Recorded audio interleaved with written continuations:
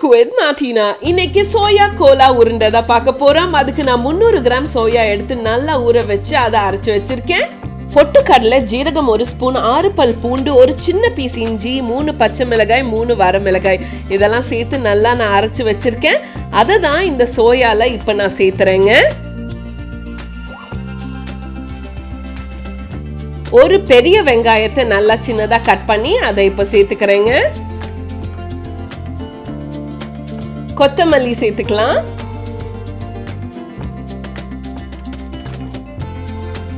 கருவேப்பிலைய சின்ன சின்னதா கட் பண்ணிருக்கேன், அதையும் இப்ப சேர்த்திருக்கேங்க.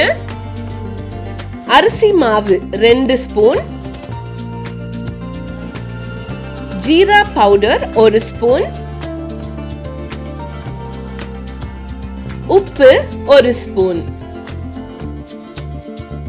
இதெல்லாம் சேர்த்து நல்லா மிக்ஸ் பண்ணிக்கோங்க.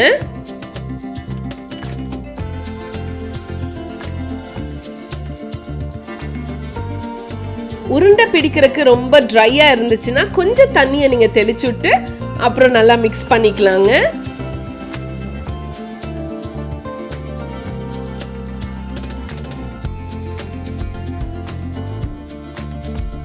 நம்ம நல்லா டைட்டா உருண்டை பிடிக்கணுங்க, அப்பதான் it will stay in place.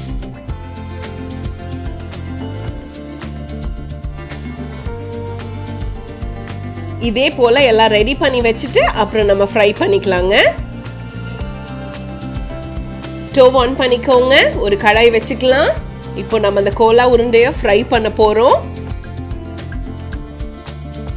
கடாய் நல்லா சூடாயிடுச்சு. இப்போ எண்ணெயை சேர்த்துக்கலாம், ஏன்னா டீப் ஃப்ரை பண்ண போறோம். ஸோ ஜாஸ்தியாவே எண்ணெயை சேர்த்துக்கோங்க. ஆயில் நல்லா ஹாட் ஆயிடுச்சு. இப்போ ஒன்னா சேர்த்துக்கலாம்.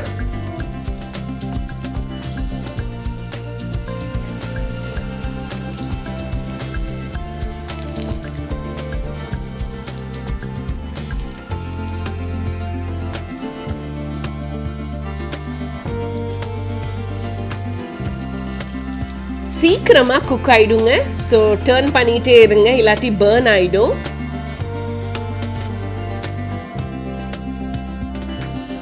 நம்ம செய்யறது என்னவோ சோயா தான், ஆனா சாப்பிடும்போது ஒரு மட்டன் டேஸ்ட் கிடைக்கும். அதுக்கு நீங்க ட்ரை பண்ணி பார்த்தா தான் தெரியும். ஸோ கண்டிப்பா ட்ரை பண்ணிடுங்க. நீங்களே பாருங்களே எவ்வளோ லவ்லியா இருக்கு இல்லையா?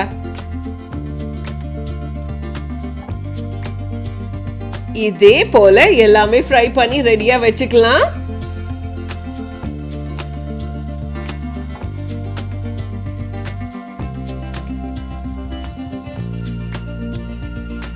கொஞ்சம் கெச்சப்போட அமேசிங்கான ஸ்நாக் உங்க குட்டீஸ் கண்டிப்பா என்ஜாய் பண்ணுவாங்க.